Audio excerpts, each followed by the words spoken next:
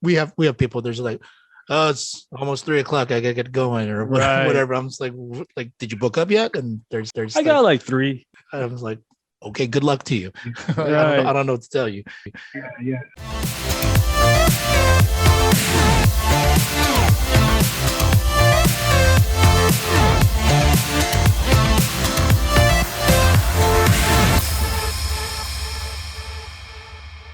Welcome to this week's Elite Sales Podcast. We have our special guest.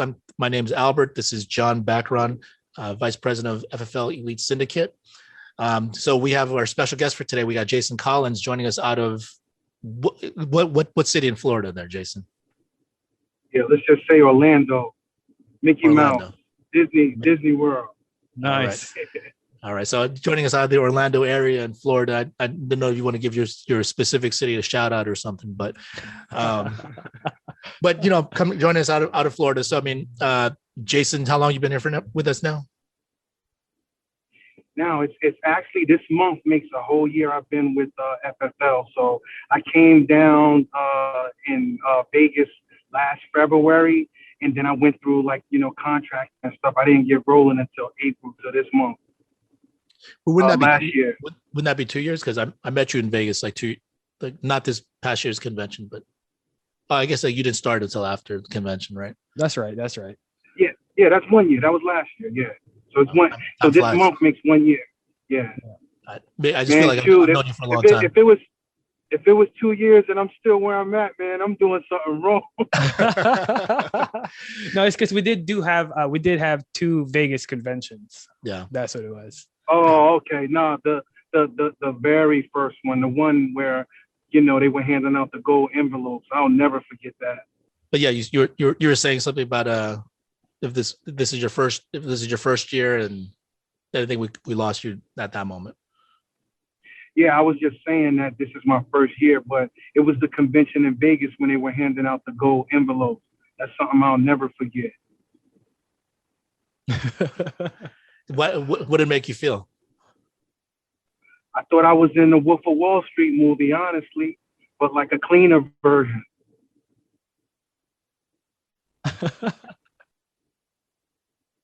So I wanted to have you on today because I mean you've been here for a year, and if you've had your shares of ups and downs, just like everybody else, because this is business and that's just part of what we do. But recently you've kind of changed your strategy within the last half a year or so, and you decided to take your business a different direction, and you started traveling a little bit more. So you've had some success with that. Yeah, correct. So yeah, been taking a lot of travel trips, man. I give all the credit to my wife, Rose. That was her idea. And she knew that we had the guidance. Brittany Smart, I give her all the credit as well.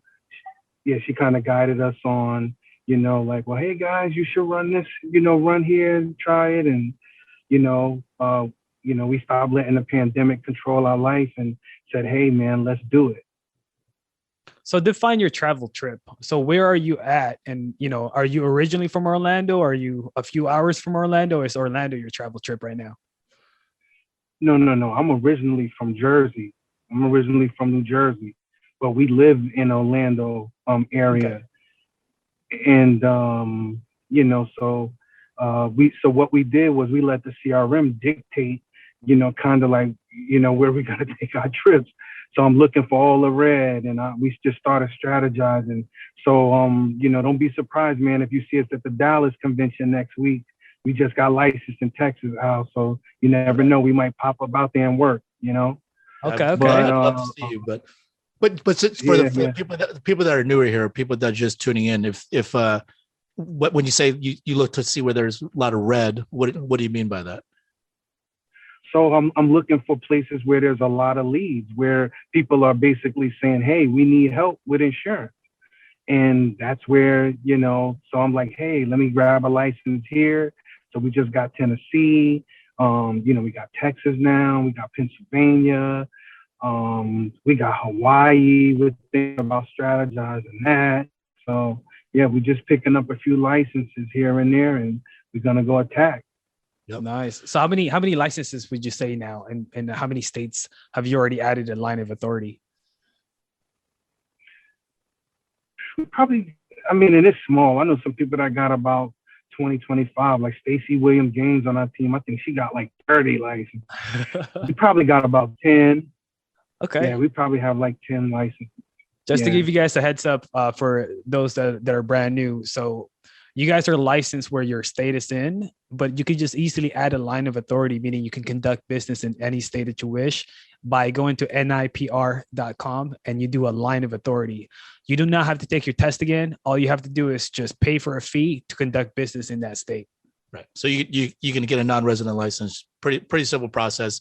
You just pay the state fee. But I mean, I also advise for those of you that are not running business in your own state, don't think that's the reason why you're not running business, because you got to make sure you just get it going at home first. Like it's not like, it's real easy to like just say like, oh, I'm not making the money I want to make because it's probably better over here. That's the whole grass is greener mentality. Right. So I mean, you want to be able to add to what you're doing. You're not trying to like seek solutions elsewhere, because the thing is you can make money anywhere when it comes to business. Yeah. It's like true. Mark Mead always talks about. It's like it doesn't matter what if it's too saturated, if a market's too saturated. He's like, hungry dogs are always going to eat. And like that thing, like really, I'm like, that's like 100% true. Like there's people in like, people say this area is like saturated. People say LA is like too much competition, but I'm like, bring it on. Like if you're going to work, if you're going to like put in what you want to put in, like you're going to get something out of it. Yeah. So. Yeah. And I see you keep attacking that mindset. Like a lot of people, you're right. They're just not getting to work and they're making excuses. So one of the main reasons we did it, because Florida's kind of the same way. Florida was red when we first started. Now, if you look at Florida now, it's all green. Right. And then I work cycles there. Right. So I work out of the Lake Mary office, and one of my guys in there, man, that's been training me, his name is Shadi Gafar. He's like number 5 in FFL. Wow. He just, in 5.5 months, he just hit 300,000 issue paid. This guy is on another level, man. But those guys got all accounts. He's locked out for mortgage protection. Yeah. So, it's like, man, and then you look at the CRM, like you said, it's up and down. So, but I like the travel trips because it allows, me and Rose to like, kind of go see a new city, right. And allow us to work, man. Right. No, So I think your situation is perfect. Like you guys should be going. For everyone that doesn't know what we're talking about, with Family First Life, we have a CRM where you can purchase your leads and you can manage all your leads through there. But we have a heat map, shows where leads are available, and you can just easily go on there, see which areas have a ton of leads, and you can go and travel to wherever or purchase leads from those particular counties or states. But my whole point earlier was just like, if you're not running businesses at all, or you're not working, like don't think like I need to go get my non-resident license in all these other states, and that's what I need to do. If you guys are running like Jason and Rose have been doing, and you guys just want to have a change of scenery, or you want to go to areas where there's a lot of availability, so you don't have to sit around and wait and manage it in a different way. So it's all about your time management, because time is our most valuable asset, and it's the most important and difficult thing to come by. So it's not the leads, it's actually your time. So like if Jason doesn't want to sit around and like wait for the leads to pile up in his own local area, he just says, why don't we just go buy leads in Ohio or Jersey or Tennessee or Texas or wherever else? And that's what he's doing. So I just wanted to make that distinction before we hear the rest of your story here, Jason. Yeah. So tell us about the lead strategy now, as far as like, how often are you doing a travel trip? How often are you working in your home state? Yeah. So like we just came back. We just got back here, I think on Monday. And man, I didn't realize how tired we was. So we didn't dial or do nothing on Monday and Tuesday. Like we were just tired, because when you're out of town like that, you're driving and the flights, it's a lot going on. So today I started back dialing for one of the counties out here. And buying leads out of the CRM, and it's tough. It wasn't a lot of leads. I was only able to get so I had about 20 mortgage protection leads, and then I had about 30 instant internet life leads I could get. But other than that, every time you go in, somebody done grab them and grab them and grab them. So, I did some dialing today. I already booked 4 appointments. but I got to go back and finish. So there's like a sweet spot between like 6 and like 8 p.m. or 8:30 where you can grab, like another 4 or 5 more, appointments. And then while I'm out tomorrow in between, I'll just be doing some more dialing, man. Okay. So we were talking last time about your last 2 travel trips. You went out to Ohio, and then was it Ohio both times? Yeah, it was Ohio both times. So the first time we was out there for about like a week and a half. Then something happened, and I had to go home to Jersey. So we were out there for like a week and a half the first time, and then this last time we were out there maybe for like about like 6 or 7 days. Yeah, for about a week. Okay, so going back to your first trip, you spent about a week and a half. How much did you invest in leads, and how much did you write? Okay, so the first trip we did over 2,600 that we spent on leads, about a little bit over 2,700 in leads, and then we did over 26,000 in AP. Wow. Yeah, for the first time, and then the second time we actually spent more than that on leads this time. I think we did a little bit over 3,000 this time. And I'll tell you what happened there. We spent a little bit over 3,000 this time, and we were only there for a week, and we did over 14,000. Wow. Yeah, but what we did was we kind of deviated from our plan. So last time we was there, we went to Columbus, and then we went to Cincinnati. This time we did Columbus, we did Cincinnati, and then we saw a lot of leads in Dayton, right, which is Montgomery County. We said, hey, let's try that. Went out there, it was a nightmare. We booked a bunch. We booked a bunch of appointments, and a lot of people just didn't have the money. And was explaining to them, hey, you're not paying for nothing today. We're just the field underwriters. I'm just trying to see if I can get you qualified. It was really tough. So it was like I really got to see like a real financial strain in the city, and it was tough. Yeah, well, I mean, but that's kind of the thing too. You took the risk because it's something different that you've never done before. Like you didn't work in Dayton before, right? Right. So, I mean, but I wanted to know. Yeah. I wanted to know. So I saw all those leads there. I was like, okay, I know we're gonna do. And it was, we booked the appointments, but like you say, the numbers will work themselves out always. Right. And then when you did those travel trips, you're committed 2,600, you're committed, 2,700 plus the flight, plus the hotel, plus the car, the food. Yeah. So it makes you work.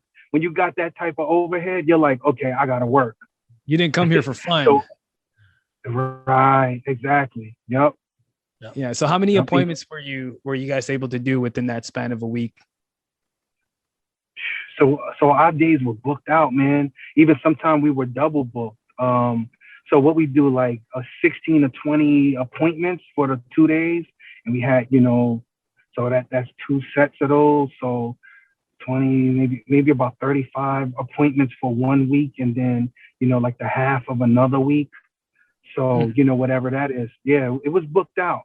We made sure. That's why the leads were like you always make sure you buy enough leads to make sure you get the right amount of appointments. And then sometimes you have appointments and you gotta go. And it's like, okay, do you help them over the phone? Or they're like, hey, I really want you, to come to my office. So, a lot of times they don't really know that we're not from there. They think that we're from there because the rental car got, the state license plate on it. And you know what I mean? So, but and then we show our license. I have in my binder, I show my Ohio license. So when they see the license, they're like, oh, he's from here, Yeah. So I mean, for your 2 trips, you spent just shy of 3,000 the first time, and then about 3,000 the second time, and then if you're writing 26,000, 14,000, go ahead, finish your point. Yeah, I was just gonna say, I didn't include in there like the hotel and the car and stuff, but I was just giving you the lead cost. Sure. So probably maybe about $5,000, for the first trip. And then maybe about the same both trips.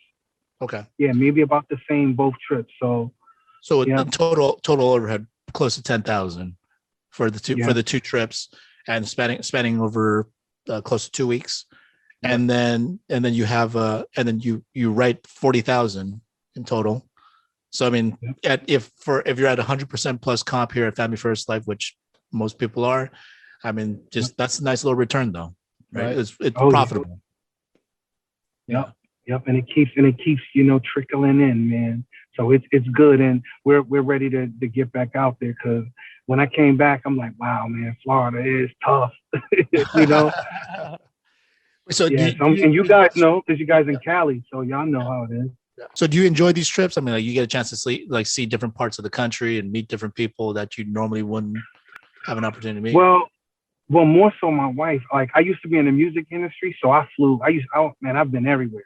Yeah. Like from Seattle to, I've been to all of these places. But like, just doing it with my wife is special. Yeah, and working as a tandem. I mean, that gives you guys some quality time, right?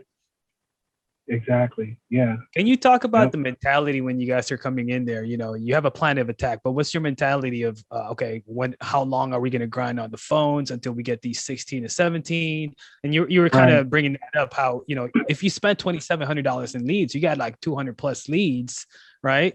And you only have like 30 appointments to book for the week to try to see all of these people. So you can be very selective about it, right? So what I do is, John, is the first 2 days, so like on Monday, I'm buying around 100 or 125 or whatever on that day. And then come Thursday, the next, nowadays, then I'll buy like another, 100, so I was kind of doing it like that. So we'll buy some instant internet life leads, and then we'll get like, old final expense mail or some mortgage protection. So when we write business, we write a few mortgage protections up there. So we wrote a couple of mortgage protection policies, and a lot of final expense. So it's a mixture. We just look and see and just get whatever out of the CRM and just dial them. And then what we do is, and we should have did that this time, when we came back, we still had leads from the last time that we should have dialed first. But I was like, man, I don't want to take that risk and like spend so much time dialing and not book the appointments. Let me get some fresh leads. Yeah. You know what I mean? Right. So I just be wanting to make sure that I have the appointments, because without the appointments, you can't make the money. I didn't understand that when I first came in this business. I didn't understand that it ain't about, how am I going to do, how am I going to sell policies or help people? The whole goal is you got to just have more appointments. I didn't understand that, Right. Well, so let's take it a step back, because I think there's some new agents on here that get on. They're just like, wow, 40,000. I would love to make that. Yeah. But how do I'm not currently doing it. So like, what am I doing wrong? So let's take you for example, like where you came from before you came to Family First Life. Did you used to buy leads? No, man.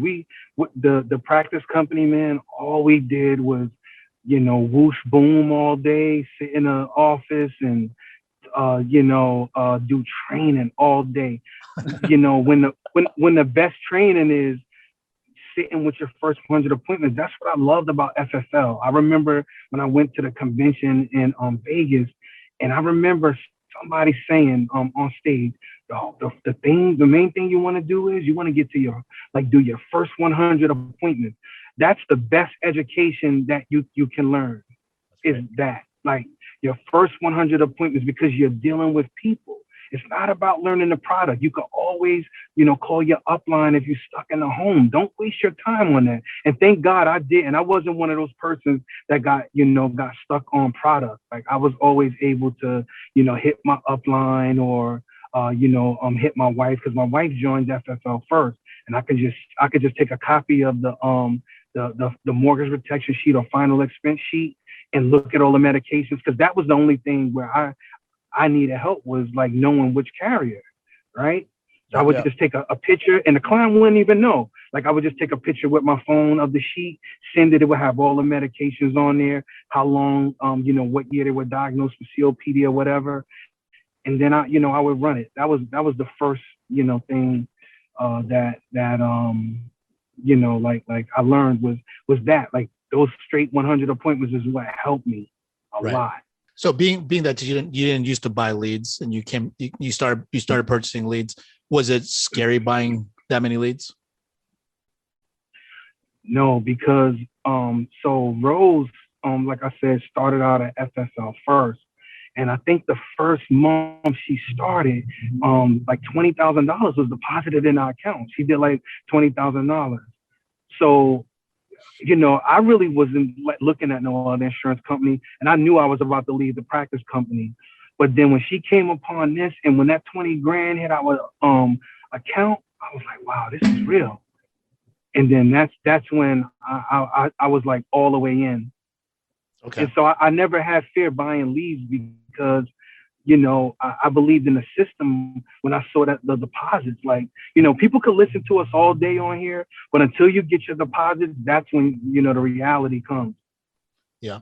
Well, and you're also a little bit more mature, you've had some experience in business, but being that this is your first foray into purchasing leads, I mean, you've also probably never made as many dials as you have now, Yeah. right? You haven't called as many people. And were you always good on the phone from day one? No, to be honest with you guys, I just started dialing in January. So I never used to dial. When I first came on, it really wasn't stressed to me like how important it is for you to dial for yourself, right? When I first came on, I had a dialer, and it was going good for a little bit, but I couldn't control my business, right? Like, it started to slow down. Only had about you're paying this money to someone just for them to dial, and you're like, okay, you're expecting 8 appointments both days, right? And it's like 4 appointments, and then I was like, okay, I'm gonna fail if I keep relying on this, So then I didn't like dialing. I just didn't like it, man. But now I understand it has made me better in the home by dialing, and I wished I wouldn't have. Avoided. I wish when I started out, I was told to look, don't use no dialer. I think you should just dial yourself. And that's what every agent or partner that come on with us, I always recommend that, hey, dial for yourself. There's something you get there, and then when you go see the client in their home, you've already taken control from the phone conversation, Right. So when you first started dialing, Jason, were you good on the phones? Like, did it come naturally? Did it come easy to you? Heck no, man.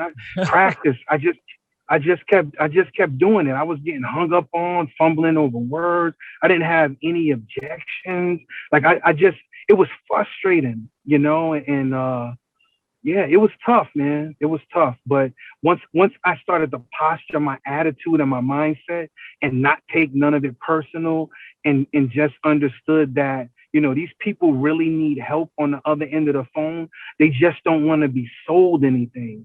And once I understood that concept, I postured myself as a field underwriter or senior manager here in the benefit center in whatever county I'm in, and that's it, And then when I go sit with them, they're like, hey, it's almost like a doctor-patient relationship. If a doctor tells you like, hey, I'm gonna fix your knee, here, I need you to do this, you're gonna do it because the doctor supposedly knows what they're supposed to be doing.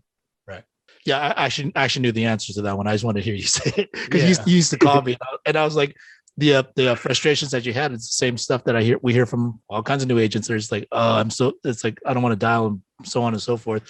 But I'm like guys like Jason have gone through the same thing, and they weren't great at the beginning. It was just repetition and just practice, and they just get better. You had a question? And just keep doing it. Yeah. I just had kind of an analogy or a way to look at it. Like no one enjoys, dialing. It's not fun to experience rejection, but also like if you hire a dialer and they're getting paid on an hourly basis, imagine how much less they would enjoy it because there's no vested interest in them actually, true. booking. There's no vested interest in them taking a break. And the reason it sucks, but you still dials because you got to eat. If you don't get these appointments, if you don't get your dials in, you're not going to eat. You're not going to, hit your goals. For them, it's just kind of like they can, take a break, do this, do that, because not only does it suck, I'm going to get paid the same regardless. Well, more importantly too, when you're brand new for you guys, and then you want to take a shortcut and you want to use the dialer, right? But if you don't know how to call and you don't know what to say, if you hired a dialer, who's training the dialer? Right. True. What can you train the dialer to be as effective as you? So that's where you're gonna run out. So and more importantly, you're limited to the dialer's hours of how many hours you want to pay them. Versus you, when you're calling, you can call as much as you want. And so I wanted to ask you that question. You know, you're going on the field, you're going in out of town. What's your schedule for you guys, for you and Rose, when you guys are doing dials? What time do you guys start? How long does it take to book your 16 appointments in those 2 days? Yeah. So what we do is we get up like around 6:30, pray. I just recently started back working out. One of my buddies, he's a personal trainer from the old company. And he just been reaching out to me lately. He does personal training, and he said, "Hey man, let me train you." So, he's been doing it virtually. So I'm in the hotel, like, working out, and then we'll get going like around 7:30, 8 o'clock. And, and we'll just gradually, do it, up until like, maybe like 6 or 7 o'clock. Like, we'll take some breaks, like to eat or whatever. But we'll do it up to like 6, 7 o'clock in the evening just to book out both days. So, that's what we'll do. Like she'll dial some of, like the mortgage protection ones, and then I'll take like the instant internet life leads, or, vice versa, whatever it is. Sometimes, like, if somebody like, maybe hung up on me and said, hey, they're not interested, I'll write a little note on the back. I'll slide it to her, and, she'll try it. She might be able to book it. There's been some she's given me where the person just hung up and was rude, and then I was able to book it. It's just weird, Right. But yeah, that's good to hear, because you guys are calling from 8 to 6, 8 to 7. You're putting in 11 hours, 12 hours on those dial days to get you those appointments. Exactly. Because that's your money. The appointments is your money. If there's no appointments there, there's no money. Right. So, and so going with the two of you guys, doing 10 to 11 hours to get you your $40,000, how many dials would you guys say on one phone sitting on one day would it total out to? well, so I have the dial track in front of me, but man, I'm doing so many, bro. I'm probably at least doing about 500, and I'm not using the phone burner app either, like, the dialer. I thought about doing it, but then I'm old school, man. I use Dominique Rogers' technique, and that works for me. Can you explain to that for the new agents? What, for the Dominique Rogers? Right. Yeah. So you dial. So like, if I got 100 leads, right, take 50 of them and dial through them one time, all of, just until I hear the voicemail. You book some appointments, through that first round, right? Then I go back through them, and when I go back through this time, I let the phone ring 3 times, like basically before it gets to the voicemail up. Then I'll do like 1 Mississippi, 2 minutes. I count to like maybe 10 seconds, and I'll dial that same number like right back. And then you'll get some people, during that time. And then whatever people I didn't get that time, I'll now dial them like, 3 times, like back to back till it hits voicemail, and you'll get some. Then I'll with that batch of 50, and I'll go to the next batch of 50, and wash, rinse, repeat, and just do it like that. So you just basically dial till you get the job done. Like you don't have like I'm calling from. Heck no, until you get to book your appointments. Yeah, like, we work for ourselves, man. So like, what I'm gonna dial, I got 5 appointments, like that's suicide. You don't want to go out in the field like that. That makes no sense. Yeah, because I mean, we have people. There's like, oh, it's almost 3 o'clock. I gotta get going or whatever. I'm just like, did you book up yet? And there's I got like 3. I was like, okay, good luck to you. Right. I don't know what to tell you. Yeah. They're not approaching it like it's their own business. If you approach this like it's a business, it's gonna pay you like a business. If you approach this like, you're a worker, you're gonna get paid like a worker. Right. It's ownership. Ownership is everything. So you just gotta treat it like your business, and it's gotta be your baby. Yeah. So any other tips you have for people that are, just looking to maybe do a travel trip, and like they haven't had the success that they want in their own area yet, or they just think like it'd be a cool thing to go and travel? Like, cool thing to do. Well, I'll just go off for piggyback off what you said, man. If you're not doing nothing in your local state, get that together first. You know what I mean? We've been, running out here. That's how come, we understand the lead flow, and we've been running out here, ever since we pretty much started. Like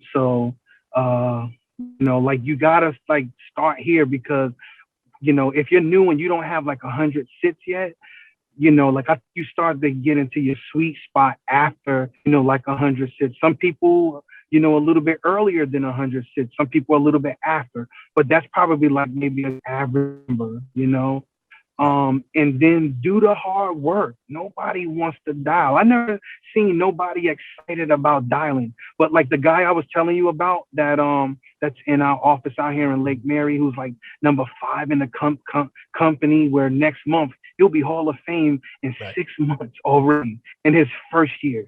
And when he first started, he came from a flooring background, Empire Flooring. He was like the top sales guy there. But what he did was, his upline is in that office too. And his upline said, like when he first started, he didn't know nothing about the phones. He didn't know what to do on the phone, but he would do 900 dials. Right. Wow. So his learning curve was moving so fast. The more dials you do and the more you talk to people and get through it, that learning curve is helping you. So it's like sweat equity. You got to put in the work and do that. You got to do that part. That's something I don't think you can really skip, right. Like to really be successful. So if you think, you're going to build like, big biceps and this and that, and you're not doing push-ups or curls or anything like that, you just going to jog, it's not going to happen. Yep. You got to do that, man. You got to go through that. No, I don't know nobody that's excited about dialing, really.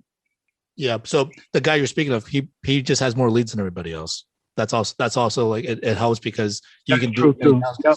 You have that many leads. So, I mean, I don't know. I mean, I always love hearing from you because you have like this attitude and this mindset that you're going to make things happen, and you speak well, and all this. But I mean, that's why I wanted to ask you earlier, because a lot of people, when they struggle on the phones, they have they go through their frustrations.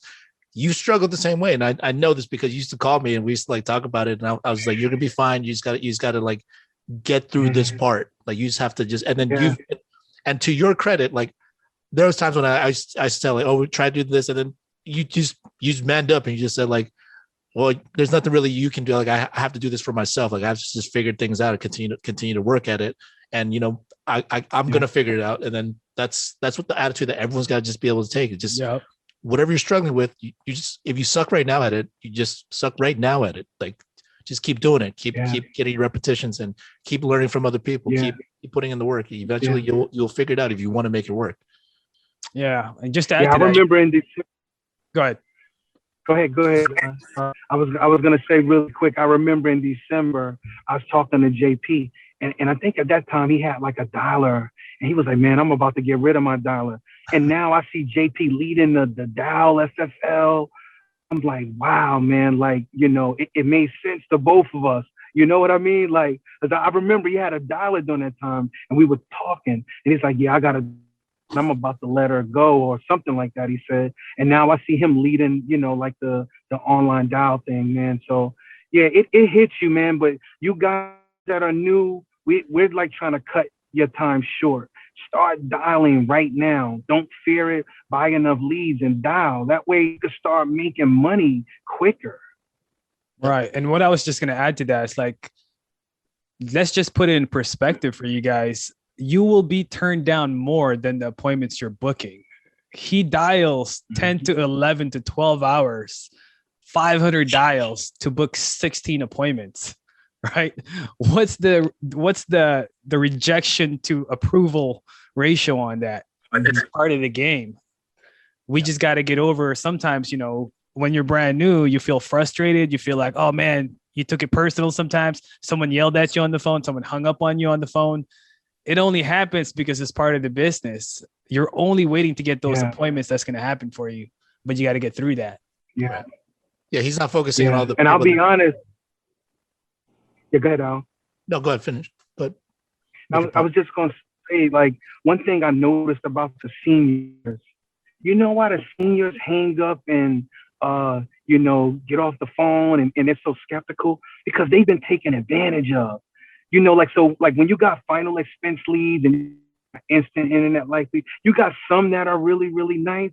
But then I started to realize, like, a lot of the seniors that fill it out, they want insurance, but they'll like sometimes they'll be like the rudest. It's just because they're scared. Their kids are telling them, hey, don't be talking to nobody on the phone about, insurance and stuff.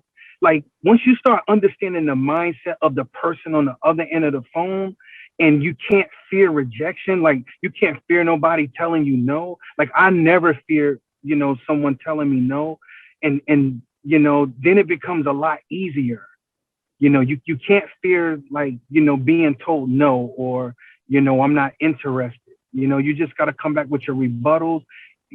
Sometimes they're going to work, sometimes it's not. But you got to understand the mindset of the person on the other end of the phone. Most of the time, they're just scared. Right. That's all great stuff there. So, I just wanted to thank you for coming on and sharing your bits of information with us, because it's all very practical stuff that everyone else is going through or have been through. For the people that want to make it work, just got to make sure you have your leads, have enough places to go, do your dials, put in the work, don't try to shortcut things. And if you just go through all these steps, I mean, you will get incrementally better over time. And, I've seen it, I've witnessed it, because I've been here longer than Jason. So I've seen his improvement over time, and I'm just really happy for you, because, it's just, you and I, we're cool personally, but it's just great to see that you're able to grow professionally, because I want my friends to win. Yeah. And I want everyone on this team to win. So, I mean, you're a great example to do that, because you've gone through your struggles, you've put in the work, and it's just great to see things turn around for you and continue to grow. That's awesome to hear. And let's be clear, man, like, we still go through struggles, guys. So don't think that, everything is just peachy cream. But, I just think, the leadership you guys have, from way out there, John, JP, you, Albert, Marlon, all you guys, man, like this is a really, really solid team. And, I just can't wait, till I reach that Hall of Fame status, just to say I did it, just can't wait. I'd be so thrilled for you. So maybe I'll see you in Texas, but either way, we'll be talking. So I appreciate you coming on and sharing with all of us. All right. Thank you. All right. So thanks for joining us this week on the Elite Sales Podcast. We will see you guys next week. Let's have a great week, guys. Have a good fun night.